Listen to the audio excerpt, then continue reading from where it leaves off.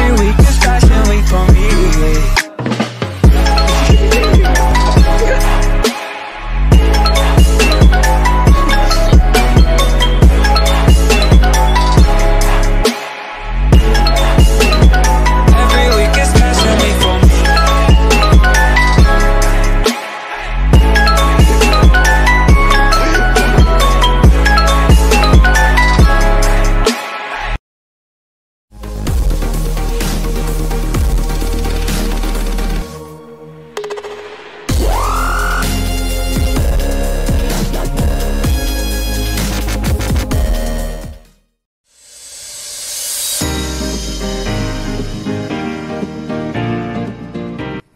Apakah yang dimasukkan dengan keselamatan dan kesihatan pekerjaan, iaitu OSH. Ianya ditakrifkan sebagai kawasan lintas disiplin yang khusus untuk melindungi keselamatan, kesihatan dan kebajikan dalam sektor pekerjaan. Oleh itu, Akta Keselamatan dan Kesihatan Pekerjaan, iaitu OSHA 1970 diperkenalkan. Untuk kursus ini, kami telah diberikan tugasan untuk meninjau bahaya di kawasan awam, dan kumpulan kami telah memilih Taman Rekreasi Tasik Y sebagai tempat kajian. Taman Rekreasi Tasik Y adalah salah satu lokasi popular di kalangan penduduk di Batu Pahat. Semua lapisan masyarakat tanpa mengira usia dan bangsa datang ke sini. Taman rekreasi ini akan dikunjungi oleh orang ramai pada waktu pagi, lewat petang dan hujung minggu. Taman rekreasi ini sangat sesuai untuk bersantai bersama keluarga. Pelawat menggunakan semua kemudahan yang disediakan untuk melakukan pelbagai aktiviti. Terdapat taman permainan kanak-kanak, peralatan senaman, kawasan rekreasi, pondok rehat dan replika dinosaur. Fasiliti-fasiliti ini digunakan oleh orang ramai yang datang untuk berjoging, senam aerobik dan aktiviti lain. Terdapat beberapa gerai yang akan dibuka setiap hari dari pagi hingga petang dan menjadikan tempat itu sesak dengan orang ramai. Baiklah, untuk objektif kajian kami, yang pertama adalah untuk mengenali bahaya yang berada di Taman Rekreasi Tasik Y. Yang kedua adalah untuk menentukan kebangkalan bahaya yang berada di sini. Yang ketiga, menetapkan langkah keselamatan di Taman Rekreasi Tasik Y ini. Baiklah, yang keempat adalah untuk membina kesedaran di sekitar Taman Rekreasi Tasik Y. Baiklah, yang terakhir sekali adalah untuk mengamalkan budaya keselamatan di Taman Rekreasi Tasik Y.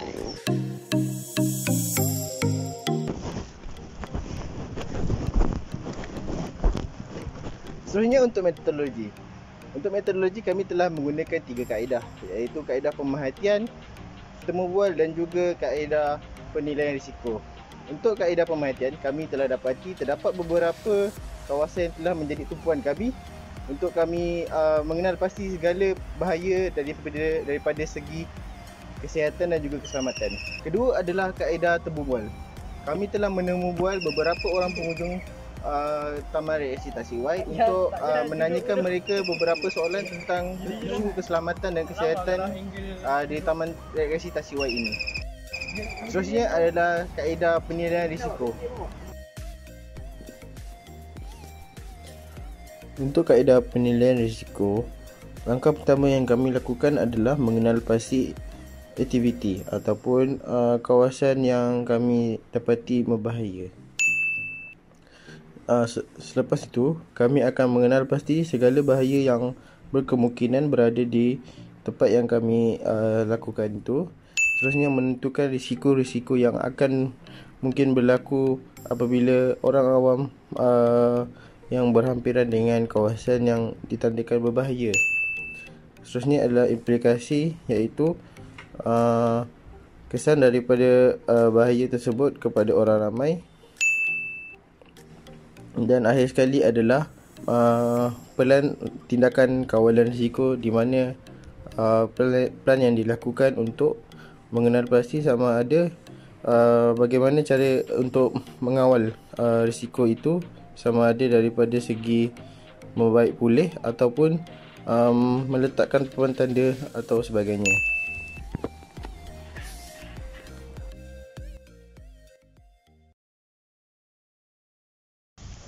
Berdasarkan pemerhatian, bahaya keselamatan yang pertama ialah kerosakan pada penghadang alat permainan.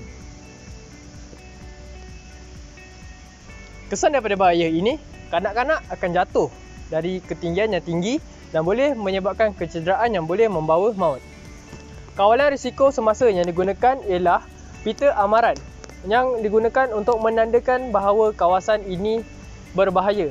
Namun, jika dilihat di kawasan sekitar, kawasan permainan ini masih terbuka untuk digunakan oleh kanak-kanak. Oleh itu, penilaian risiko untuk bahaya ini ialah 8, iaitu sederhana. Bahaya keselamatan yang kedua ialah kerosakan dan lubang pada laluan.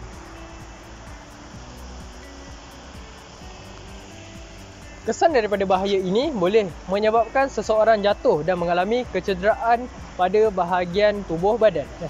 Kawalan risiko semasa yang digunakan ialah meletakkan kon pada bahagian kerosakan bagi memberi amaran kepada pengguna laluan ini.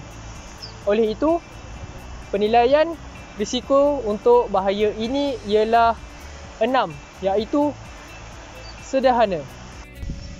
Seterusnya, untuk bahaya keselamatan yang ketiga ialah fasiliti yang berkarat dan rosak.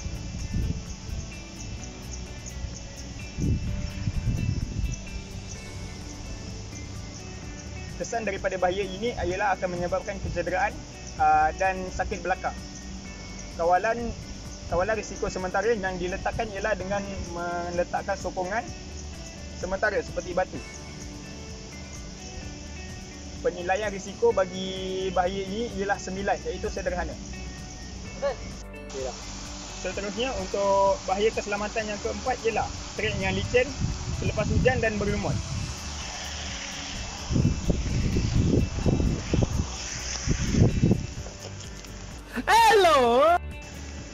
Kesan daripada bahaya ini ialah ianya akan menyebabkan orang jatuh sehingga menimbulkan kecederaan. Tiada kawalan semasa yang dilakukan di kawasan ini seperti meletakkan tanda amaran.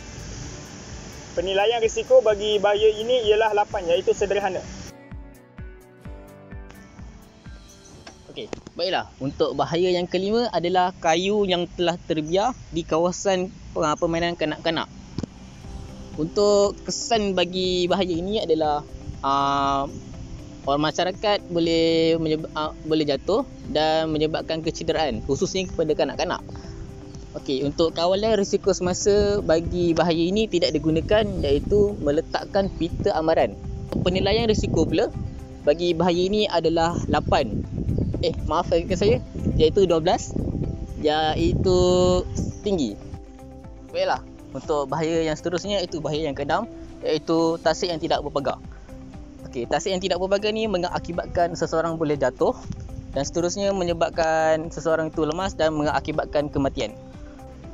Bagi tasik yang tidak berpagar ni tiada kawalan risiko semasa seperti kawalan mentadbiran, iaitu tidak memasang papan tanda amaran. Bagi penilaian risiko pula adalah untuk tasik yang tidak berpagar ini adalah iaitu 8, iaitu sederhana. Bahaya kesihatan kritikal yang pertama adalah orang ramai tidak mematuhi SOP di kawasan ini. Kesannya, lebih ramai lagi bilangan penyakit COVID-19 akan bertambah dan mungkin boleh menyebabkan kematian. Antara pelan langkah keselamatan yang dilakukan adalah meletakkan papan tanda amaran di tempat ini. Seterusnya, tindakan kompang perlulah dilakukan kepada mana-mana pengunjung yang tidak mematuhi SOP.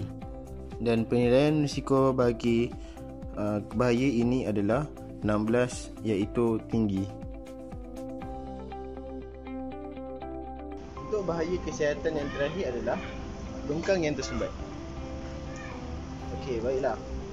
Untuk longkang yang tersumbat ini, ia akan mendatangkan kesan yang kurang baik kepada masyarakat yang berada di kawasan Tasik Wai, iaitu contohnya adalah merebaknya penyakit seperti penyakit wabak denggi, pencemaran udara kerana ia menghasilkan bau yang busuk, dan juga boleh mengakibatkannya banjir kilat.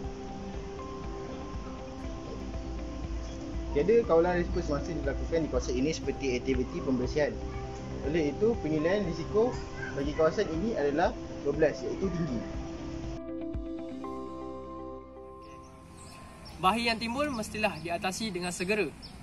Kawalan pentadbiran dan kejuruteraan merupakan langkah paling efektif untuk mengatasi masalah-masalah ini. Bahaya keselamatan kritikal yang pertama ialah kayu balak yang terbiar di kawasan taman permainan.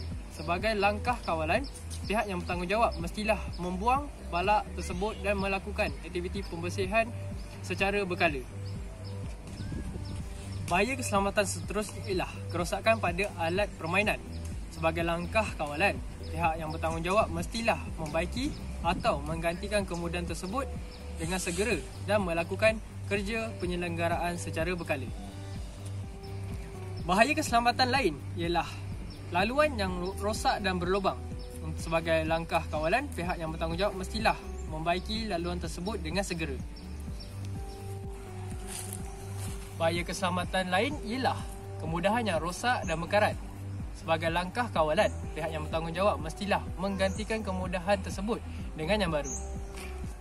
Di samping itu, bahaya keselamatan lain ialah laluan yang licin dan berlumut. Untuk langkah kawalan, pihak yang bertanggungjawab mestilah melakukan aktiviti pembersihan secara berkala. Bahaya keselamatan lain ialah tasik yang tidak berpagar. Untuk langkah kawalan, pihak yang bertanggungjawab mestilah membina pagar di sekitar tasik tersebut supaya keselamatan pengunjung akan lebih terjamin. Bahaya kesihatan kritikal yang pertama ialah orang ramai yang tidak mematuhi SOP. Untuk mengatasi bahaya ini, pihak yang bertanggungjawab mestilah menggunakan kawalan pentadbiran seperti meletakkan tapapan tanda amaran di kawasan taman ini. Di samping itu, kerajaan juga perlu mengenakan kompaun kepada mereka yang tidak mematuhi SOP. Bahaya keselamatan yang terakhir ialah longkang yang kotor dan tersumbat. Untuk langkah kawalan ini, aktiviti pembersihan dan pembuangan sisa kotoran mestilah dilakukan secara berkala. Perkesanan langkah kawalan yang dicadangkan untuk setiap bahaya keselamatan dan kesihatan dapat dilaksanakan sekiranya pihak yang bertanggungjawab seperti Majlis Perbandaran Batu Pahat mengambil tindakan yang segera. Oleh itu, keselamatan pengunjung Taman Rekreasi Tasik Y akan lebih terjamin, lebih-lebih lagi bebas dari virus COVID-19 pada masa kini.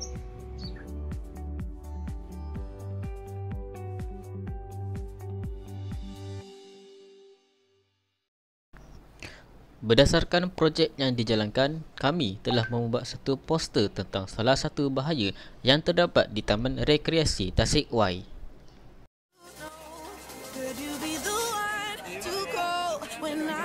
Control.